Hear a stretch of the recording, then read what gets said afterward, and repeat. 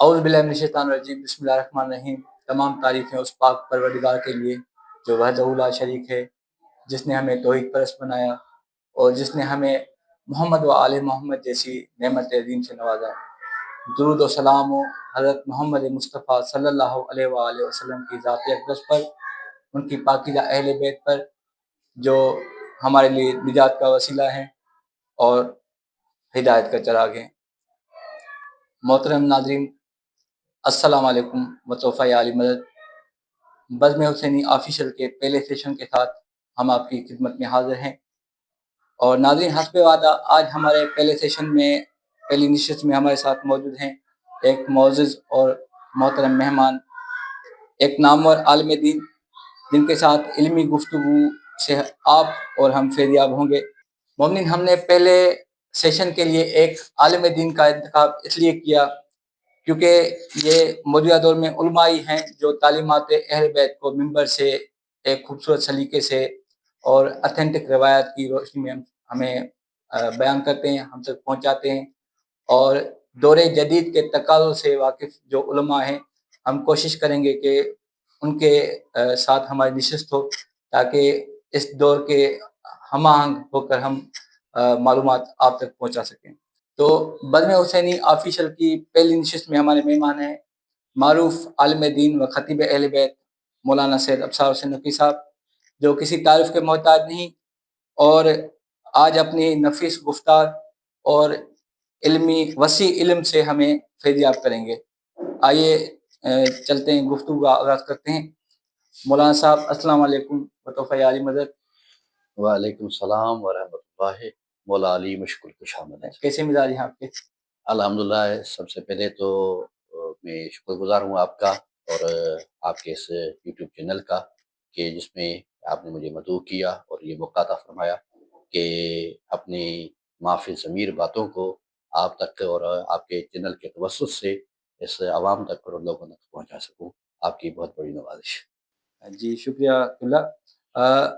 ہمارے اس پروگرام کا جو مقصد ہے انشاءاللہ اس پہ بھی گفتگو ہوتی رہے گی، تو پہلے میں چاہوں گا کہ آپ اپنی زبانی اپنا تعارف پیش کریں۔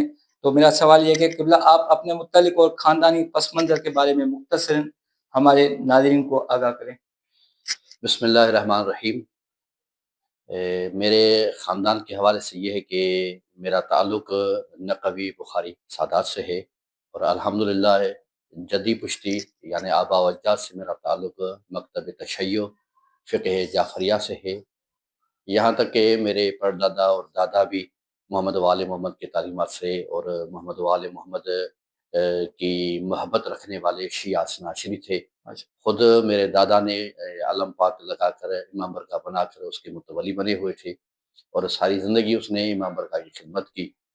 اور اس کے بعد میرے والد محترم تو بہرحال زیادہ پڑھے لکھے تو نہیں تھے، 5 یا 7 جماعت تک پڑھے ہوئے تھے، لیکن ان کی صحبت علماء کے ساتھ گزری، اور اپنے اس زمانے کے جو جید علماء تھے ان کے ساتھ ان کی نشست و برخاست تھی، جیسے مرحوم عبدالحمید جانجو صاحب، مرحوم عبدالکریم سبرو صاحب، مولانا محمد رضا نجفی صاحب، اور یہاں تک کہ اس زمانے میں جوانی کے عالم سے لے کر آخری زمانے تک میرے والد کی نشست و برخاست علماء کے ساتھ تھی۔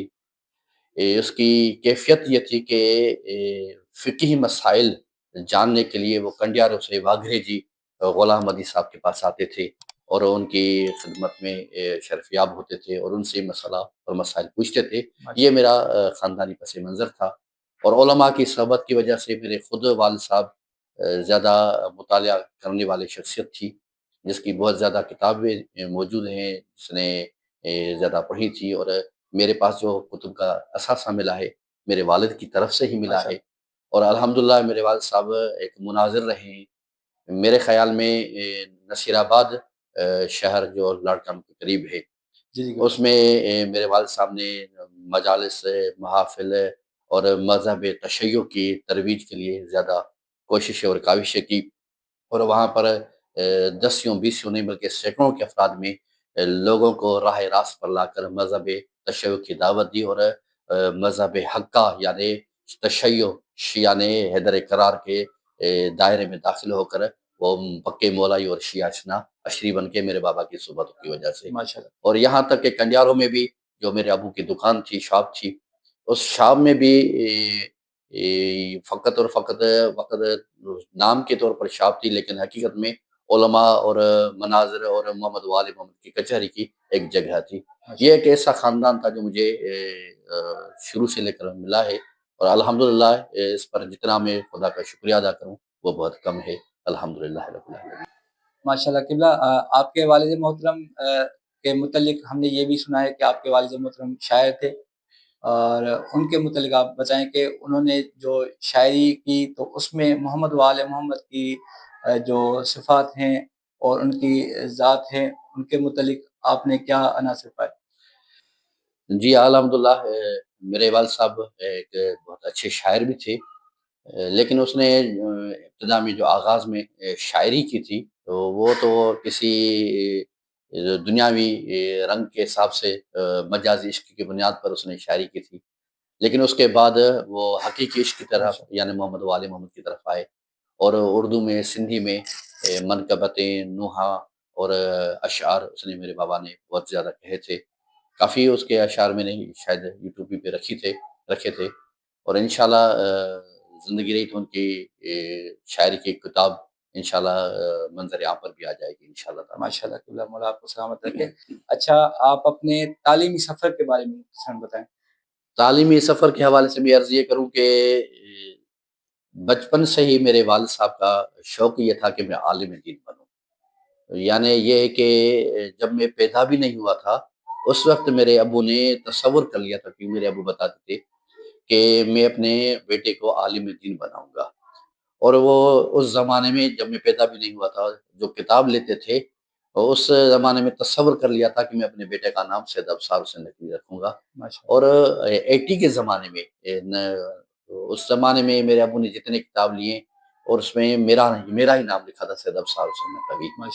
اور جب میں 7ویں جماعت بلکہ 6ٹھی جماعت میں اسکول، گاؤں سے school government high school Kandiaro میں آیا تو میرے ابو نے پابند کیا تھا کہ اسکول کے بعد اس وقت کنڈیارو کی جامع مسجد میں ہمارے مولانا سید اختیار حسین شاہ نقوی صاحب وہاں پیش امام تھے، تو میرے ابو نے حکم دیا تھا کہ نماز ظہرین بھی وہاں امام برگاہ میں جا کر پڑھ لیا کرو، اور قرآن اور فقہی تعلیم بھی سائیں اختیار شاہ سے لیا کرو. میرے پہلے استاد مدرسے کے سائیں اختیار حسین شاہ نقوی صاحب تھے. اور اس کے بعد جب 7ویں جماعت میں آیا تو سائیں عباس علی نجفی صاحب نے پورے سندھ میں ایک مدارس قائم کرنے کا ایک پروگرام شروع کیا تھا، اور سائیں نے میرا پور میں ایک مدرسہ قائم کیا تھا. اس زمانے میں کلاس 7 میں تھا اور 95 کا زمانہ تھا. سائیں اختیار شاہ کنڈیارو سے میرا پور کے مدرسے کے مدرس بنے تھے، اور سائیں اختیار شاہ نے میرے ابو سے اجازت لے کر میں 7ویں جماعت سے ہی میرا پور کے مدرسے میں داخلہ لیا، اور وہاں پر سائیں اختیار حسین شاہی میرے پہلے استاد رہے. لیکن بدقسمت سے وہ مدرسہ نہ چل سکا اور میں پھر واپس گاؤں آ گیا. اس کے بعد 97 میں 4 جون کو میں جامع شورا مرکز تحقیقات و تبلیغات میں مدرسے میں آیا. اس میں بھی یہاں پر ذکر کرنا ضروری سمجھتا ہوں کہ اس میں زیادہ سے زیادہ جو میرے پر احسان ہے، جو میرے محسن ہیں، وہ قبلہ سید فرمان علی رضوی صاحب ہیں، جو میرا بسترا، میرا سامان خود اٹھا کر مدرسے تک آئے اور مدرسے میں میرا داخلہ کروایا، اور 5-6 سال تک میں خود مدرسے میں پڑھتا رہا. یہ میرا مدرسے کا آغاز اور تعلیمی سفر کا آغاز اس انداز سے رہا ہے. ماشاءاللہ قبلہ، یہ آپ کا تعلیمی سفر. اچھا، آپ نے بنیادی طور پہ تذکرہ کیا کہ آپ کے پہلے جو استاد دینی صاحب سے تھے وہ مولانا سید اختیار حسین شاہ نقوی صاحب. ان کے علاوہ آپ کے کون کون سے ایسے اساتذہ ہیں جن سے آپ نے رہنمائی حاصل کی اور جنہوں نے آپ کو اس میں زندگی کے اہم سبق دی؟ الحمدللہ. جب میں مرکز تحقیقات تبلیغات جامع شریف میں آیا تو اس میں مدیر اعلیٰ قبلہ حیدر علی جوادی حافظ اللہ میرے استاد رہے، اور اس کے ساتھ 5 عظیم ترین استاد، جن میں سے ایک تو مرحوم مولانا گل محمد مظاہری صاحب، مولانا نذیر حسین رحمانی صاحب، اور قاری امتیاز حسین حسینی جس نے ہمیں قرآن اور تجوید پڑھائی، قبلہ رضا محمد سعیدی صاحب اور قبلہ روشن علی طاہری صاحب، یہ میرے استاد رہے ہیں. اور جس طرح سینئر طلباء جونیئر طلباء کو پڑھاتے ہیں، اس وقت میں جونیئر تھا تو میرے سینئر ایک دوست بھی تھے، استاد بھی تھے، اور بزرگوار بھی تھے قبلہ مولانا وسیم رضا سبحانی صاحب، جی جس نے میرے اندر خطابت کا اور مجالس پڑھنے کا شوق پیدا کیا اور مجالس میں بنا کر دیتے تھے اور ان کی ہم تمرین کرتے تھے۔ بہرحال اس کے بھی مجھ پر بہت زیادہ احسان ہے، یہ میرے استاد رہے ہیں۔ اس کے بعد میں جامعۃ الکوثر چلا گیا۔ جامعۃ الکوثر میں میرے استاد مفت تفسیر کے شیخ محسن علی نجفی صاحب رہے، اور باقی کچھ استاد اور تھے، لیکن میں وہاں فقط 1 سال سے زیادہ نہ رہ سکا۔ اور اس کے بعد 2004 سے لے کر تعلیمی سفر کو میں نے خیر آباد کر دیا تھا۔ اچھا قبلہ، آپ ماشاءاللہ ایک معلم بھی رہ چکے ہیں، تو میں اس حوالے سے بھی آپ سے سوال کرنا چاہوں گا کہ آپ بطور معلم بھی خدمات سر انجام دے چکے ہیں، اس دوران سب سے اہم پہلو آپ نے کیا محسوس کیا، اور تعلیم و تربیت کے دوران آپ کن اصولوں کو سب سے زیادہ اہمیت دیتے تھے؟ اصل بات یہ ہے کہ 2004 سے لے کر اگست 2004 سے لے کر جنوری 2023 تک میں نے تدریس کی ہے۔ تقریباً 2-2.5 سال مکلی میں، اور 1-2 سال پنواکل میں، اور اس کے بعد 2009 سے لے کر مسلسل 2022 تک مرکز تحقیقات و تبلیغات اسلامی جامعہ شورا میں۔ اس 18 سال کے سفر میں بہرحال میں نے کوشش یہ کی کہ مجھے جو بھی کام ملتا ہے مجھے وہ ذمہ داری کے ساتھ پورا کرنا ہے۔ جو مجھے کلاس سے ملتی ہے وہ مجھے اچھی طریقے سے پڑھانی ہے، اور کوشش یہ کرنی ہے کہ جو بچے میرے سامنے بیٹھے ہوئے ہیں ان کو پڑھانا ہے، ان کو مطمئن کرنا ہے، اور ان کے سوالوں کو غور سے سننا ہے، ان کو جواب تسلی بخش دینے ہیں۔ اگر مجھے میں کوئی کمی ہے یا مجھے ان کے جوابات نہیں آتے تو میں اپنے استاد سے، اساتذہ سے رہنمائی لیتا تھا، اور ان کے اپنے شاگردوں کو مطمئن کرنے کی کوشش کرتا تھا۔ یہ ایک بات تھی۔ دوسری اہم ترین بات جو میں نے محسوس کی، کہ بلکہ ہر استاد کو محسوس ہونی چاہیے، کہ ہمارے پاس جو بچہ پڑھتا ہے اور والدین اپنے بچوں کو ہمارے پاس جب چھوڑ کر جاتے ہیں کہ یہ مولانا صاحب سے تعلیم لے گا، تو ہمیں یہ ذہن میں رکھنا چاہیے کہ یہ بچہ ہمارے پاس خدا کی امانت ہے۔ جب ہمارے پاس خدا کی امانت ہے تو ہمیں بہترین امانت دار اور امین بن کر اس کی تعلیم اور تربیت کا خیال کرنا چاہیے۔ جب ہم یہ کریں گے تو یقیناً جو ہمارے بچے پیدا ہوں گے، جو ہماری نسل آگے بڑھے گی، وہ کامیاب و کامران بنے گی۔ ماشاء اللہ۔ اچھا، آپ خطابت بھی کرتے ہیں، تو اس حوالے سے میں ایک سوال پوچھنا چاہوں گا کہ آپ نے خطابت کا سلسلہ کب شروع کیا؟ بہرحال یہ کنفرم تو مجھے یاد نہیں ہے، لیکن تقریر کرنے کا مجھے شوق تھا۔ پہلی مجھے مجلس، اب سال تو مجھے یاد نہیں آ رہا، عید میلاد النبی کا پروگرام تھا ہمارے گاؤں کے نزدیک ایک گاؤں میں۔ وہاں 2 یا 3 منٹ کی مجلس یا تقریر میرے ابو نے مجھے لکھ کر دی تھی، وہ میں نے مجلس پڑھی تھی۔ لاشعوری زمانہ تھا، بہرحال میں نے پڑھ لی تھی۔ اس کے بعد جب میں میرھاپور میں تھا، تو میرھاپور میں ہمارے مدرسے کے پرنسپل تھے قبلہ عبد الکریم راجپر صاحب، ان کے ساتھ میں نے ایک مجلس پڑھی تھی بچپن کے عالم میں، اور سائیں بہت خوش ہوئے تھے کہ ایک 14 سال کا 13 سال کا بچہ مجلس پڑھ رہا ہے۔ اس کے بعد جب میں مرکز میں آیا تو مرکز میں میرے سینئر دوست بہت اچھی خطابت کرتے تھے، ان کی خطابت کو دیکھ کر میں نے کوشش کی کہ میں بھی خطابت سیکھوں، اور اس میں بہت زیادہ ساتھ دیا میرے بہترین دوست اور ساتھی بھائی اور میرے محسن قبلہ وسیم رضا سبحانی صاحب نے۔ تو اس کے بعد یہ خطابت کا سلسلہ شروع ہوا۔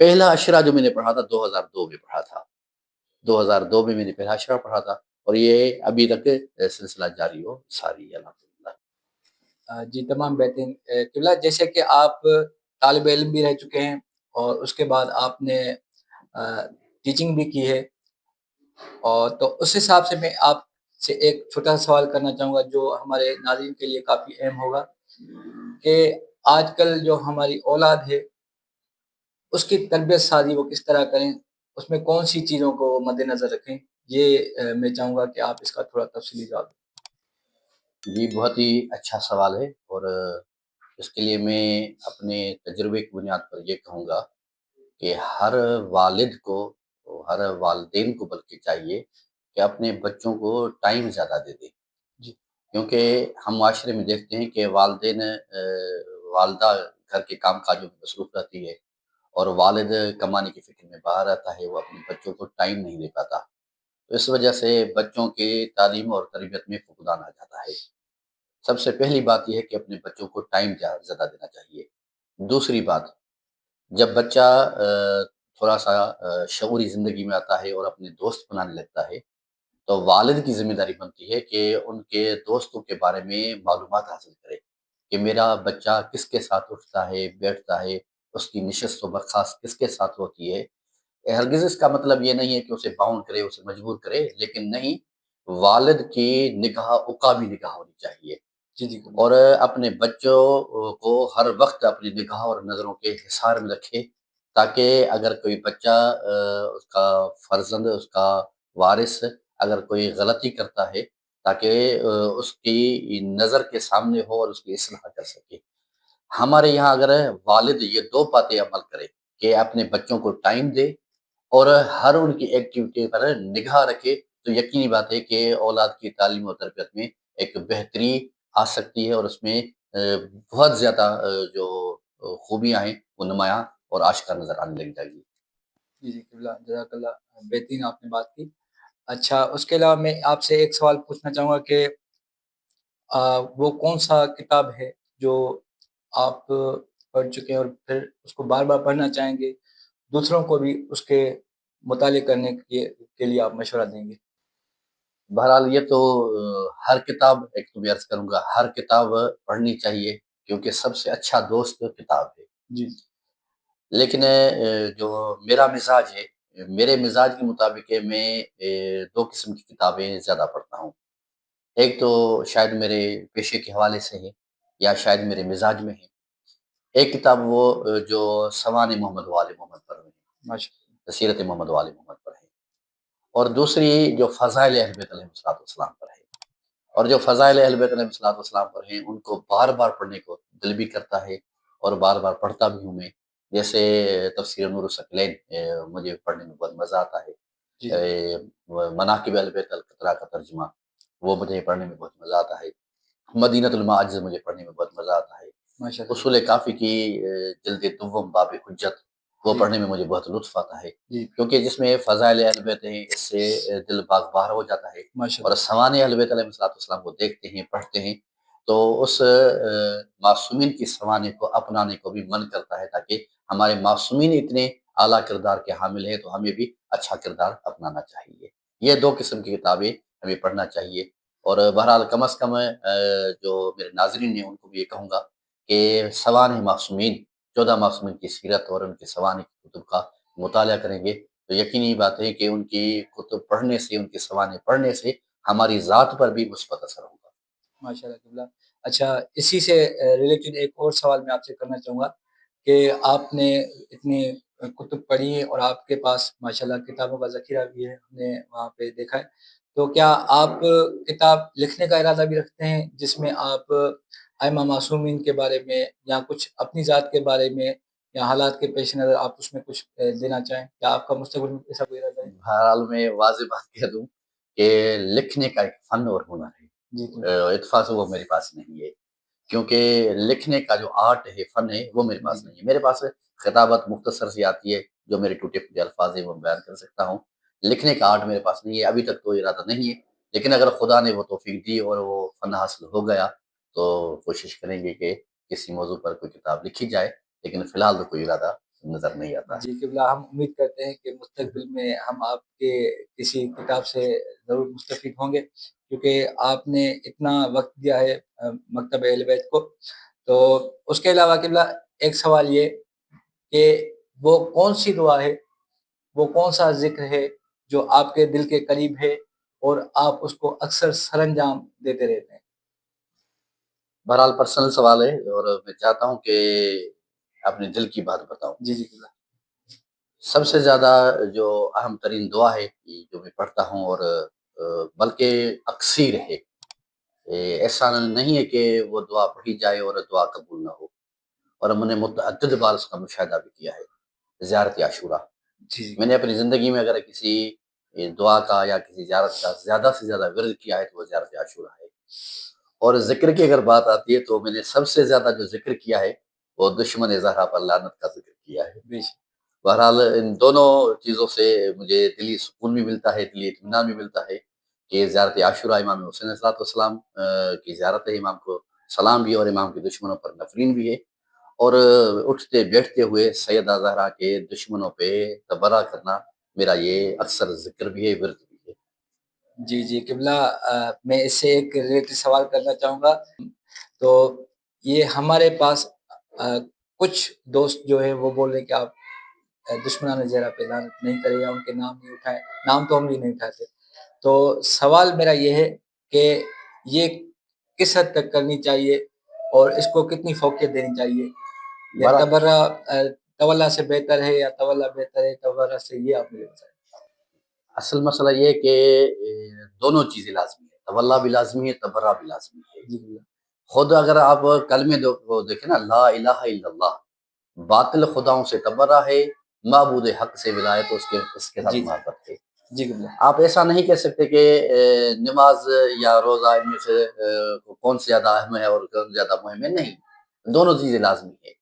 بالکل اسی طرح ہمارے فروع دین میں جس طرح نماز ہے، روزہ ہے، حج ہے، زکوٰۃ ہے، جی جی قبلہ۔ اسی طرح ہمارے فروعات میں تولا بھی ہے، تبرہ بھی ہے۔ نہ ہم تولا کو چھوڑ سکتے ہیں، نہ تبرہ کو چھوڑ سکتے ہیں، لیکن ہاں کسی کے مقدسات کی توہین کرنا، کسی کو گالم گلوچ دینا، یہ ہے اہل بیت علیہ السلام کی تعلیمات کے شایان نشان نہیں ہے، اور ہم الحمدللہ ایسا کرتے بھی نہیں ہے، اور ہمارے مراجع نے، ہمارے بزرگوں نے، ہمارے مجتہدین نے جی جی قبلہ۔ ہمیں حکم دے رکھا ہے کہ کسی کے مقدسات کی توہین نہ کرو، کسی کے امام کو برا بھلا نہ کہو، کسی کی شخصیات کو برا بھلا نہ کہو، اور الحمدللہ ہم نہیں کہتے۔ لیکن سیدہ فاطمہ زہرا یا محمد و آل محمد کے جتنے بھی دشمن ہیں ان پر ہم لعنت بھی کرتے ہیں، ان سے بیزاری بھی کرتے ہیں، اور یہ بیزاری کرنا خود ہمارے آئین میں، ہمارے مذہب میں، ہمارے عقیدے میں ہے۔ جی جی قبلہ، تمام بہترین، آپ نے بہترین اس میں دلیل دی کہ جو ہمارا کلمہ ہے اس کا آغاز ہی لا سے شروع ہوتا ہے، لا کا مقصد نفی ہے، اور نفی بھی تبرے میں شامل ہے، ماشاءاللہ۔ اچھا قبلہ، اس کے علاوہ ایک سوال اور کہ آپ کو سکون سب سے زیادہ کس عمل سے ملتا ہے؟ میں اس میں فروعات کے بھی بارے میں بولوں گا، اور اس کے علاوہ بھی اگر کوئی ایسا عمل جو دنیاوی ہو جو آپ سر انجام دیتے ہو آپ کو سکون ملتا ہو۔ اصل بات یہ ہے کہ کمیاں کوتاہیاں تو ہم سے زیادہ ہو جاتی ہیں، لیکن دو چیزوں سے زیادہ سکون ملتا ہے، جی ایک اول وقت میں نماز پڑھنے سے، ماشاء اللہ اور صلہ رحمی سے۔ ماشاء اللہ یہ دو چیزیں ایسی ہیں جو دل کو اطمینان و سکون عطا کرتی ہے۔ ماشاء اللہ اگر نماز پڑھنے میں تاخیر ہو جاتی ہے، اول وقت میں نماز نہیں پڑھتا، اور انسان غلطی ہو جاتی ہے کبھی کبھی، تو دل بے چین ہو جاتا ہے، اور اگر میں نے اول وقت میں نماز پڑھ لی تو دل میں اطمینان و سکون آ جاتا ہے۔ اور صلہ رحمی اپنے رشتہ داروں کے ساتھ ہے، اپنے خانوادے کے ساتھ ہے، اپنے جی جی بہن قبلہ، بھائیوں کے بے شک ساتھ ہے، بے شک۔ اچھے تعلقات رکھنا، اچھے تعلقات مانا معاشی صورتحال تنگ بھی ہوتی ہے، اس کے باوجود بھی ان کے ساتھ صلہ رحمی رکھتے ہوئے مجھے بہت سکون ملتا ہے۔ ماشاء اللہ ماشاء اللہ، تمام بہترین۔ اچھا قبلہ، ہر انسان کی زندگی میں کبھی نہ کبھی ایک ایسا مشکل وقت آتا ہے جس میں اسے کچھ سجائی نہیں دیتا، تو آپ کی زندگی میں مشکل وقت کون سا آیا اور اس سے آپ نے کیا سبق حاصل کیا؟ بہرحال سوال تو اچھا کیا ہے، لیکن میں آپ کی خدمت میں عرض کروں کہ واقعات بہت ہے، اور وقت بھی مشکل اور کٹھن اب میری زندگی میں بہت سے آئے ہیں، ان کو میں یہاں پر ذکر کرنا نہیں چاہتا، جی لیکن میں آپ کی خدمت میں عرض کروں کہ ہر انسان کی زندگی نشیب و فراز سے بھری پڑی ہے، ہر انسان کی زندگی سکھ دکھ کا سنگم ہے، خوشیاں بھی ہیں، غمیاں بھی ہیں، لیکن میں نے اپنے تجربے سے یہ سیکھا ہے کہ ہر مشکل میں اگر بندہ 3 کام کرے تو وہ کبھی پریشان نہیں ہوگا، ہمیشہ مشکلات میں اگر 3 کام کرے تو کبھی جی قبلہ، پریشان نہیں ہوگا۔ ایک، خدا پہ بھروسہ ہو، محمد و آل محمد کے ساتھ توسل ہو، اور ہمت نہیں ہارنی، جدوجہد اور کام میں کوشش کرتے رہنا ہے۔ جی جی جی اگر یہ 3 کام رہیں تو کبھی بھی انسان ناکام بھی نہیں رہے گا، اور مشکلات کا جو وقت ہے وہ آسانی کے ساتھ گزر جائے گا، خدا کے بھروسے اور محمد و آل محمد کے ساتھ توسل قائم کرنے کی وجہ سے۔ ماشاء اللہ قبلہ، تمام بہترین۔ یہ تو ہمارے سیشن کا ایک حصہ تھا جس میں ہم نے آپ سے ذاتی حساب سے سوال کیے جو آپ کی شخصیت پہ مبنی تھے۔ اچھا اب میں آتا ہوں کہ اہل منبر ہیں آپ خطابت بھی کرتے ہیں اور درس و تدریس سے بھی آپ وابستہ ہیں، تو قبلہ آپ کے نزدیک اہل منبر کی کون سی ذمہ داریاں ہیں، اور اس فتنہ پرور دور میں ایک خطیب، ایک عالم جو اس قوم کی بیداری اور تربیت میں کوئی کردار ادا کر سکے، وہ کردار کیا ہو سکتا ہے؟ بہرحال بہت اچھا سوال ہے۔ ایک مولانا یا خطیب یا عالم، خواہ کسی بھی مذہب کے ساتھ اس کا تعلق ہو، کسی بھی تنظیم کے ساتھ اس کا تعلق ہو، یا شیعہ ہو یا غیر شیعہ ہو، حقیقی بات یہ ہے کہ قوم کو بیدار کرنے میں سب سے زیادہ اہم ترین کام خطیب اور عالم کا ہے، کیونکہ ہر خطیب کے پاس ایک منبر ضرور ہے۔ اگر ہم شیعہ خطیب ہیں تو ہمارے پاس مجلس کا منبر ہے یا محفل کا منبر ہے۔ اگر شیعہ سنی کوئی بھی خطیب جمعہ ہے تو اس کے پاس جمعے کا خطیب منبر موجود ہے۔ اور یہ دو منبر ایسے ہیں کہ عوام الناس چاہتے یا نہ چاہتے ہوئے جمعہ بھی پڑھنے جاتی ہے اور مجالس میں بھی جاتی ہے، یا پروگرام میں جاتی ہے، یا محفل میلاد میں جاتی ہے۔ اب یہ ہمارے پاس پلیٹ فارم موجود ہے۔ اب جب پلیٹ فارم ہمیں موجود ہے تو عالم کو چاہیے، خطیب کو چاہیے کہ کرنٹ افیئر پر بات کرے، حالات حاضرہ پر بات کرے، زمانے اور معاشرے میں ہونے والی ناانصافیوں کو معین کرے، مشخص کرے، لوگوں کو بتائے، اور لوگوں کو اپنی ذمہ داری کا احساس دلائے، خود اپنی ذمہ داری کو پورا کرے، تو یقینی بات ہے کہ عوام کے اندر بیداری آ جائے گی۔ لیکن بدقسمتی ہے کہ ہمارے معاشرے میں ایسا ہوتا نہیں ہے۔ ماشاءاللہ کے بعد تمام بہترین، مولا آپ کو سلامت رکھے۔ اچھا، مزید آپ سے رہنمائی چاہوں گا کہ ذکر اہل بیت ہماری پہچان ہے۔ ذکر اہل بیت کے اندر 4 عناصر یکجا ہوتے ہیں جو اس کو ترتیب دیتے ہیں آج کل۔ پہلے ہوتے ہیں خطیب و علماء، دوسرے ہوتے ہیں ذاکرین و شعراء، تیسرے ہوتے ہیں مومنین جو اس کے بانی ہیں، اور چوتھے اس میں شرکت کرنے والے مومنین۔ تو ان سب پر دور حاضر کے حساب سے کیا ذمہ داری عائد ہوتی ہے جس کو آپ یہاں پر بیان کرنا چاہیں؟ الحمدللہ ہمارے یہاں مجالس کا جو ممبر ہے ہمارے پاس، یا محافل کا ممبر ہے، اس میں واقعی یہ چاروں چیزیں اور چاروں عناصر موجود ہیں۔ علماء کے حوالے سے تو میں نے عرض کیا کہ علماء کی ذمہ داری یہ ہے کہ حالات حاضرہ پر گفتگو کرے، اور اپنے علاقے میں جو ہونے والے ناانصافیاں، ظلم و بربریت ہے، اس کو بیان کرے اور لوگوں میں بیداری پیدا کرے، اور جو روایت یا حدیث یا قرآن کی آیت یا جو بیان کرتا ہے وہ اتھینٹک انداز سے بیان کرے، وہ اس عالم کی ذمہ داری بنتی ہے۔ یہ تو عالم کی ذمہ داری ہے۔ اس کے بعد جو شاعر یا ذاکر ہیں، یا منقبل خان یا مرثیہ خان ہے یا نحا خان ہے، اس کی بھی ایک ذمہ داری ہے کہ اپنے من چاہے ارادے اور خیال تخیل کی بنیاد پر شاعری نہ کرے، بلکہ اگر کوئی شاعری کرتا ہے تو اتھینٹک کسی عالم سے ویریفائی ضرور کرائے۔ کیونکہ ہماری بدقسمت یہ ہے کہ اب میں کسی کا نام نہیں لیتا، ہمارے عوام الناس جو نوحے اور قصیدے سنتے ہیں یا منقبلیں سنتی ہیں، اسی کو ہی اپنا عقیدہ مان لیتے ہیں کہ فلاں ذاکر نے جو پڑھا ہے، یا فلاں منقبل خان نے یا فلاں نوح خان نے جو پڑھا ہے تو یہ بات حقیقت ہوگی۔ اب خواہ اس نے تو شاعری کی، حقیقت ہو یا نہ ہو، عوام الناس اسے حقیقت سمجھ لیتی ہے۔ اس لیے شاعر کی ذمہ داری بنتی ہے، ذاکر کی ذمہ داری بنتی ہے، مرثیہ خان کی ذمہ داری بنتی ہے، جو بھی وہ شاعری کر رہا ہے اس کی تصدیق، اس کی ویریفیکیشن کسی اتھینٹک عالم سے کروائے، اس کے بعد منبر سے بیان کرنے لگے۔ یہ ایک شاعر کی ذمہ داری ہے۔ باقی رہا بانی کی ذمہ داری۔ بانی کی ذمہ داری یہ بنتی ہے کہ کوشش کرے کہ متدین دیندار عالم دین کو اپنی مجلس میں دعوت دے اور اس کی قدردانی کرے، اور اسی سے علم دین حاصل کرنے کی کوشش کرے، اور اسی سے فضائل و مناقب سنے، اور اسی سے دین حاصل کرنے کی کوشش کرے، تاکہ عوام تک ایک اچھا اور مثبت پیغام جا سکے۔ 3 باتیں۔ باقی رہا مومنین۔ مومنین کی ذمہ داری اہم ترین ذمہ داری ہے۔ مومنین کی ذمہ داری یہ ہے کہ اپنے علاقے میں، اپنے امام برگاہ مسجد میں، مساجد میں جو مجالس ہوتی ہیں اس میں شرکت کرنی چاہیے۔ ہماری بدقسمت یہ ہے کہ مومنین یہ سوچتے ہیں کہ فلاں نامور خطیب آئے گا، اس کی مجلس میں جائیں گے، اپنی مسجد کا چھوٹا سا مولوی اگر وہ مجلس پڑھے گا تو ہم مجلس میں نہیں جائیں گے۔ حالانکہ مجلس میں جانے کے لیے خواہ کتنا ہی نامور خطیب آئے یا خواہ اپنی مسجد کا چھوٹا سا عالم ہو، مجلس میں بیٹھنے کا ثواب وہی ملے گا، بالکل وہی ثواب ملے گا۔ ایسا نہیں ہے کہ کوئی بڑا خطیب آئے گا تو آپ کو زیادہ ثواب ملے گا، کوئی اگر چھوٹا خطیب مسجد پڑھائے تو آپ کو ثواب کم ملے گا، نہیں، ایسا نہیں ہے۔ تو آپ اپنی مجالس میں جائیے گا، علماء سے سیکھیے گا، علماء کے ساتھ نشست و برخاست رکھیے گا اور اپنی مجالس کو کامیاب و کامران کیجیے گا۔ ایسا نہ دیکھیے گا کہ یہ پڑھنے والا کون ہے، جبھی تو معصوم فرماتے ہیں انظروا ما قال ولا تنظروا من قال، یہ نہ دیکھو کہ کون کہہ رہا ہے بلکہ یہ دیکھو کہ کیا کہہ رہا ہے۔ ہمارے مومن کی ذمہ داری یہ ہے ماشاء کہ مجلس میں جائیں اس نیت کے ساتھ کہ پڑھنے والا جو بھی ہو ہمیں محمد وال محمد کا علم حاصل کرنا ہے، اس نیت سے مومن کو جانا چاہیے۔ ماشاء اللہ قبلہ، بہترین۔ اچھا، دور حاضر میں کچھ لوگ ایسے ہیں جو اپنی زندگی کو اسلام کے مطابق ڈھالنے کی کوشش کرنا چاہتے ہیں، لیکن ان کو کوئی رہنمائی کرنے والا نہیں ہے، یا رہنمائی حاصل کرنے میں وہ جھجک محسوس کرتے ہیں۔ تو ایسے لوگ اگر ہماری ویڈیو سے ابھی دیکھ رہے ہوں تو ان کے لیے آپ کیا مشورہ دینا چاہیں گے؟ آپ اپنی زندگی کو اسلام میں کس طرح ڈھالیں، کون سی بنیادی چیزیں اس میں آپ شامل کریں؟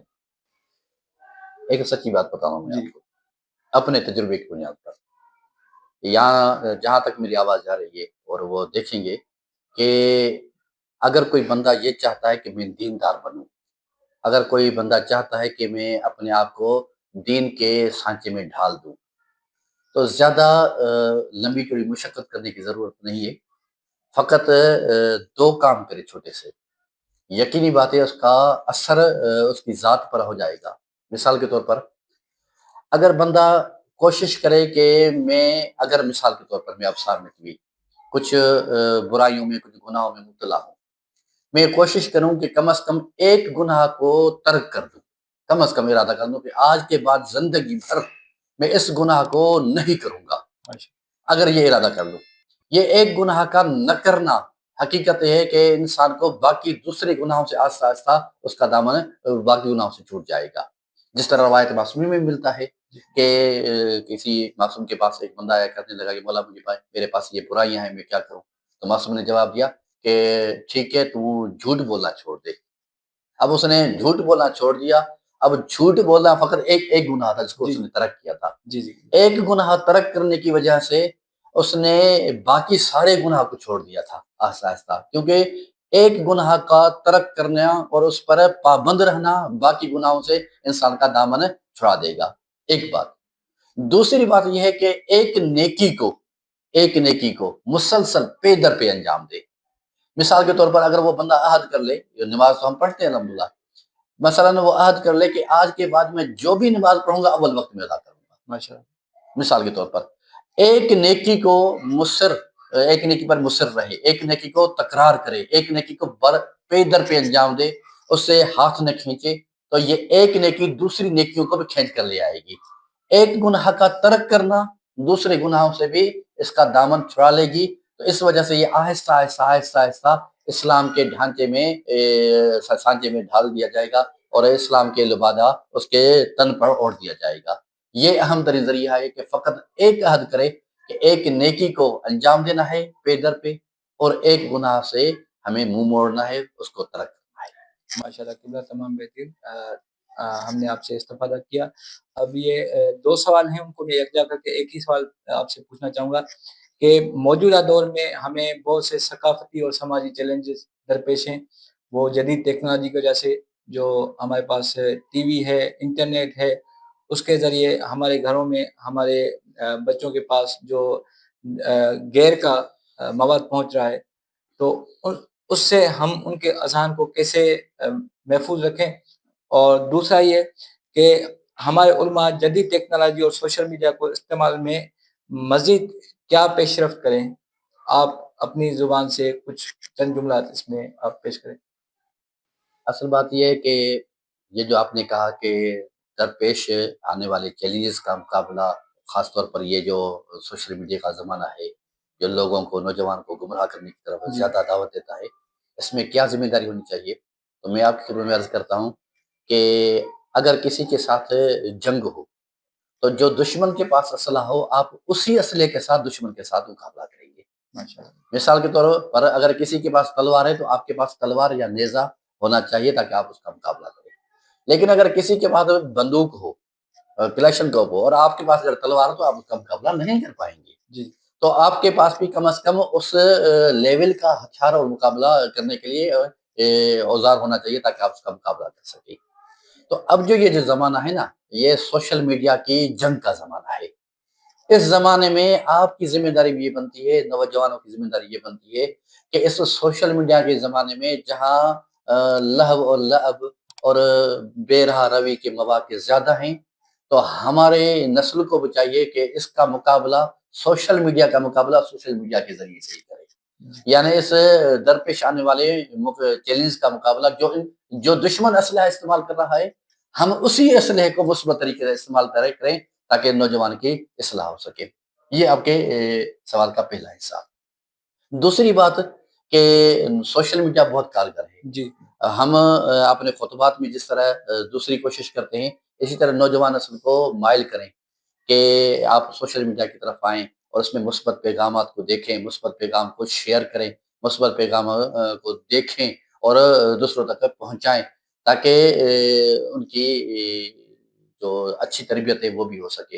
اور الحمدللہ یہ جو آپ نے قدم اٹھایا ہے، یہ بھی ان اقدام میں سے ایک قدم یہ بھی ہے تاکہ سوشل میڈیا کا مقابلہ سوشل میڈیا کے ذریعے سے ہو سکے، دشمن کی چالوں کا مقابلہ ہماری تدبیر جو دشمن کی چالوں کو ناکارہ بنا سکے اسی کے ذریعے سے ہو سکے۔ جی جی قبلہ مہربانی۔ ہمارا بنیادی تھیم بھی پروگرام کا یہی ہے کہ ہم تعلیمات اہل بیت اور حسینیت کے پیغام کو سب تک پہنچائے، الحمدللہ۔ اور اس کو ہم نے کسی مکتب کے اندر صرف اس کو محدود نہیں کیا ہوا۔ انشاءاللہ آپ جیسے علماء کی صحبت سے ہم مستفید ہوتے رہیں گے۔ اچھا، ہم پروگرام کے آخری حصے میں داخل ہو رہے ہیں، تو میں آپ سے ایک یہ سوال کرنا چاہوں گا کہ ائمہ معصومین علیہ السلام اور اہل بیت میں کون سی شخصیت ہے جن سے آپ اپنا روحانی تعلق زیادہ محسوس کرتے ہیں اور مشکل کے وقت ان سے توسل کرتے ہیں؟ بہرحال میں آپ کی عرض کروں کہ ہمارے سارے معصومین توسل کے قابل ہیں، جی اور ہم الحمدللہ خود دعائے توسل کو دیکھیں آپ کہ 14 معصومین کے ساتھ توسل ہے، لیکن میں انفرادی طور پر جو سب سے زیادہ توسل قائم کرتا ہوں اپنی ذاتی زندگی میں، وہ سیدہ فاطمہ الزہرا سلام اللہ علیہا کے ساتھ، کیونکہ سیدہ فاطمہ الزہرا کے ساتھ توسل قائم کرنے سے میری دعائیں قبول ہوتی ہیں، دعائیں رد نہیں ہوتی۔ ماشاءاللہ ماشاءاللہ، مولا آپ کو سلامت رکھے۔ اچھا، ایک سوال سے موضوع سے ہٹ کر کہ زیارت معصومین آپ نے سر انجام دی ہوگی، تو آپ کتنی مرتبہ زیارت پہ گئے ہیں اور وہاں جا کے آپ نے اپنی روح میں کون سی تبدیلی محسوس کی ہے؟ اور جیسے یہ مقامات ہیں وہ ہمیں ہماری روح کو بوسٹ کرنے کے لیے، یعنی ہماری روح کا جو معیار ہوتا ہے اس کو بڑھانے کے لیے ہوتے، تو میں آپ سے سوال یہ کروں گا کہ وہاں جا کے آپ نے کون سا تجربہ محسوس کیا، آپ نے کون سی تبدیلی محسوس کی؟ بہرحال میں 2 مرتبہ ایران تک گیا ہوں مولا رضا کی زیارت کے لیے، اور عراق 1 مرتبہ گیا ہوں، ماشاءاللہ اور انشاءاللہ آنے والے ایام میں ارادہ ہے کہ ایران عراق انشاءاللہ زیارت کے لیے جائیں گے۔ جب معصومین کی چوکھٹ پہ آتے ہیں ہم اور ان کی حضور چلتے ہیں ہم، تو یہ محسوس ہونے لگتا ہے کہ جیسے کہ ہم اپنے گھر میں آ گئے ہیں، جی ایک ہی محسوس ہوتا ہے۔ دوسری بات یہ ہے کہ میری خواہش یہ ہوتی ہے کہ کاش کہ ہم یہیں پہ رہ جائیں، لیکن ایسا ہوتا ممکن نہیں ہوتا، اور جب معصومین علیہ السلام سے لوٹ کر پلٹ کر آتے ہیں، زیارت کر کے آتے ہیں، خواہش یہ رہتی ہے کہ ہم بار بار وہاں پر جائیں، لیکن زیارات کے بعد بھی میں یہی کہوں گا کہ کم از کم جب زیارات معصومین سے آئیں، کیونکہ ہم سر سے لے کر پاؤں تک گناہوں میں ڈوبے ہوئے ہیں، تو کم از کم ایک معصوم کی زیارت کر کے جب ہم لوٹیں تو یہ ارادہ کریں، کم از کم یہ ارادہ کریں کہ مولا آج کے بعد میں یہ گناہ کرتا تھا، اب آج کے بعد یہ گناہ نہیں کروں گا۔ اگر معصوم کے، کیونکہ ہم زیارات سے آتے ہیں اپنے دوستوں، احباب، رشتہ داروں، عزیز و اقارب کے لیے تحفے تحائف لاتے ہیں، عطا کی نیاز لاتے ہیں، تبرک لاتے ہیں، ہم اپنے لیے کیا لاتے ہیں، ہم اپنے لیے کیا چیز معصوم سے لے کر آتے ہیں؟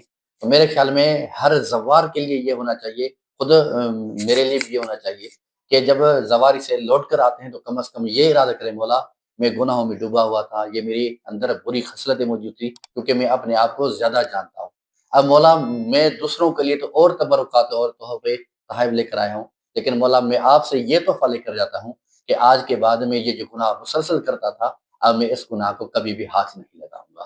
اگر بندے نے اس طرح کی زیارت کی، یقین بات ہے کہ وہ زیارت بھی قبول ہے اور زیارت کا لطف بھی آ جائے گا۔ ماشاءاللہ मौला आपको सलामत रखे। अच्छा, एक सवाल से मौजू से हटकर कि दौर हाज़िर में शियत को दरपेश चैलेंजेस जो आपके सामने हैं, दुनिया के किसी भी कोने में और खुसूसन पाकिस्तान में शियत के साथ जो भी चैलेंजेस दरपेश हैं, पारा-चुनार, कराची या उसके अलावा दीगर जगहों पे आप देख रहे हैं, तो उसके मुतालिक आप इसमें क्या अपना नुक्ता नज़र बयान कर सकते हैं? और दूसरा ये कि वक़्त के इमाम की जो खातिर हम कैसे कदम बढ़ा सकते हैं उनकी नुसरत में? मैं आपकी खिदमत में अर्ज़ ये करूँ कि आप देखें कि तशय्युع शियान हैदर करार मुहिबान अहल-बैत हमेशा कसम कुर्सी में रहे हैं। ज़ालिम और ताग़ूत जाबिर हुक्मरानों के ज़ुल्म का शिकार रहे हैं। बनी उमैया का ज़माना हो या बनी अब्बास का, जी, गुज़ार। यानी हज़रत अली अलैहिस्सलाम और इमाम हसन की हुकूमत के बाद से लेकर इस ज़माने तक तशय्युع का कोई पुरसाने हाल नहीं था। लेकिन 1400 साल के बाद अल्लाह तबारक व तआला ने एक लुत्फ़ व करम किया कि एक इस्लामी हुकूमत नाफ़िज़ हुई, एक इस्लामी इनकलाब कायम हुआ ईरान में, जिसके मुस्बत असरात पूरी दुनिया में मुरतब हुए और पूरी दुनिया के सामने इस्लाम का हकीकी चेहरा, तशय्युع का मुस्बत चेहरा दुनिया के सामने ज़ाहिर हुआ। ये एक अल्हम्दुलिल्लाह बहुत अच्छी बात हुई और पाकिस्तान में भी पूरी दुनिया में भी जो तशय्युع को पता नहीं किस निगाहों से देखा जाता था, इस्लामी इनकलाब के बाद पूरी दुनिया में एक तशय्युع का चेहरा रोशन हुआ है और पूरी दुनिया ने देख लिया है कि हकीकी इस्लाम यही है जो तशय्युع के पास है। वो इस्लाम नहीं है जो लोगों को ज़बह कर रहे हैं, गले काट रहे हैं और अल्लाह अकबर भी कहते हुए नज़र आते हैं, वो इस्लाम के पास नहीं है। ये इस्लाम की तालीमात नहीं है। इस्लाम की हकीकी तस्वीर अगर पेश हुई है पूरी दुनिया में, तो हमारे इस्लामी इनकलाब के बाद और तशय्युع की सूरत में बयान हुई है। अब कठिन हालात इब्तिदा से रहें और आने वाले ज़माने में भी यकीनी बात है, कभी किसी इलाके में, कभी किसी इलाके में, कभी किसी शहर में, कभी किसी सूबे में, तो कभी किसी मुल्क में। ये तशय्युع के लिए, मुहिबान अहल-बैत के लिए मुश्किलात का वक़्त आता रहेगा। लेकिन मैं अर्ज़ करूँगा सबसे पहले उन शियान हैदर करार को कि उन मुकाबला दुश्मनों की चालाकी और मकारी के मुकाबले में हिम्मत ना हारें, डट कर उनका मुकाबला करें और जो पूरे पाकिस्तान की ख़ास तौर पर इन मौजूदा अय्याम में पारा चनार की सूरत हाल है। इसमें सबसे ये बात है कि ये किसी तंज़ीम का मसला नहीं है। किसी फ़र्द का मसला नहीं है, बल्कि तशय्युع का मसला है, शियत का मसला है। जब शियत का मसला है तो हम सबको एक ही प्लेटफ़ॉर्म पर जमा होना है और कहीं ऐसा ना हो कि आज जो सूरत हाल पारा-चनार में हुई है, कहीं ऐसा ना हो कि आने वाले दिनों में ये सूरत हाल जामशोर में पैदा हो जाए या सिंध के किसी इलाके में या बलूचिस्तान के किसी इलाके में पैदा हो जाए। इसलिए तशय्युع के लिए क्योंकि हमारे जिस्म तो जुदा है लेकिन हमारी जान और हमारी रूह एक है और जो हमारी रूह एक है वो विलायत अली बिन अबी तालिब अलैहिस्सलाम है। बेशक। इसलिए हम सबकी ज़िम्मेदारी बनती है कि जितनी हो सके, जिस ज़ाविये से हो सके फ़ाइनेंशियली तौर पर मुआशी तौर पर और बाहर रोड और रास्ते पर चौराहे पे निकल कर और अपनी आवाज़ को सोशल मीडिया के ज़रिए से बुलंद करने के ज़रिए से या महफ़िल मजालिस में या जुमे के खुतबात में जितना हो सके कि हम क्योंकि हमारा आइन भी ये है, इमाम हुसैन ने भी हमें सबक ये दिया है कि ज़ालिम के साथ सख्त हो जाओ और मज़लूम के नासिर व मददगार बन जाओ। जी, जी। अब पूरे पाकिस्तान में पारा चनार के मोमिनीन शिया मज़लूम हैं, तो हम सब मुसलमानों की ज़िम्मेदारी बनती है कि हम उनके लिए आवाज़ बुलंद करें और उनकी नुसरत व मदद के लिए एक आवाज़ बुलंद करें और उनकी नुसरत जितनी हो सकती है, जिस ज़ाविये से हो सकती है, उसकी मदद करने की कोशिश करें। क़िबला हमारा ये छोटा-सा प्रोग्राम, छोटी-सी काविश आपने इसमें शिरकत की, हम आपके बहुत शुक्रगुज़ार हैं कि आपने हमें अपना कीमती वक़्त दिया। अब आखिरी सवाल आपसे कि हमारे देखने वाले नाज़रीन जो हमें देख रहे हैं इस प्रोग्राम को किसी भी प्लेटफ़ॉर्म से, चाहे वो किसी भी मकतब से, किसी भी फ़िरके से, किसी भी मज़हब से ताल्लुक़ रखते हों, उनके लिए आपका क्या पैगाम है?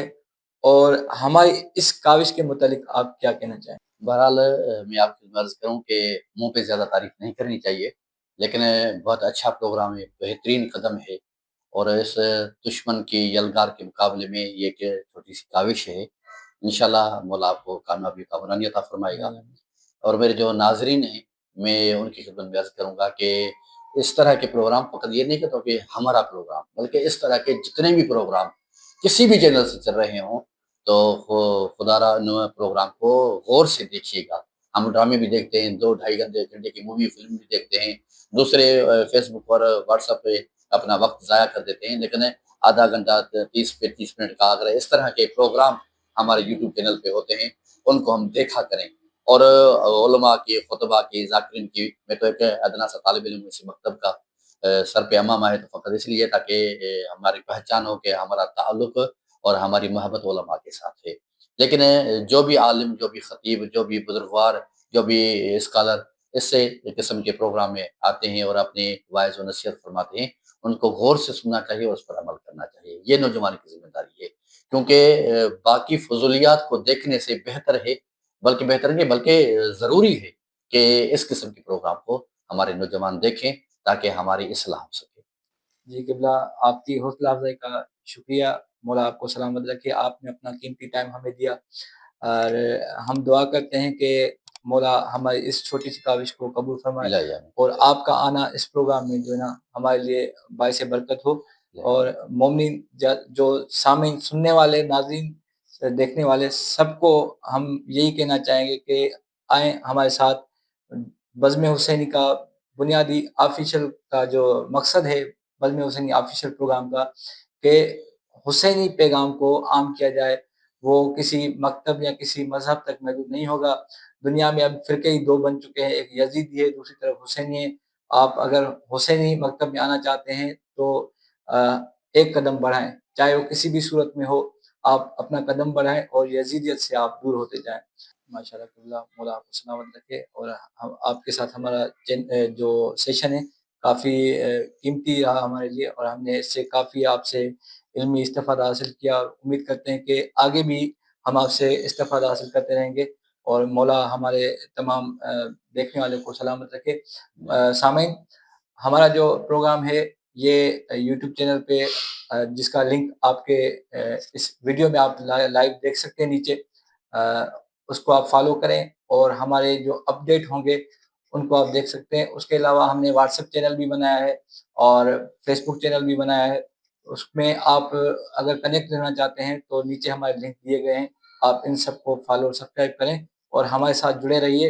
اور ہمیں اس پروگرام کے متعلق اپنی قیمتی رائے سے مستفید کیجیے گا کہ ہم اس میں کیا مزید بہتری لا سکتے ہیں. اور اگر کوئی عالم حضرات ہوں، ہم یہ قید نہیں کرتے کہ وہ صرف اہل تشیع ہوں، کیونکہ یہ حسینی قبیلہ ہے. حسینی قبیلے میں ہمارے اہل سنت وہ دوست بھی شامل ہیں جیسے مفتی فضل حمدرد صاحب اور بہت سے جو حسینیت کو فوقیت دیتے ہیں یزیدیت پہ. ہم ان کو ویلکم کریں گے. اگر وہ ہمارے پروگرام میں آتے ہیں تو ہم ان سے سوال جو وہ بولیں گے تو اس ٹاپک پر ہم ان سے گفتگو، ان سے استفادہ حاصل کریں گے. مولا آپ سب کو سلامت رکھے اور ہمارے پروگرام میں کنیکٹ رہیے.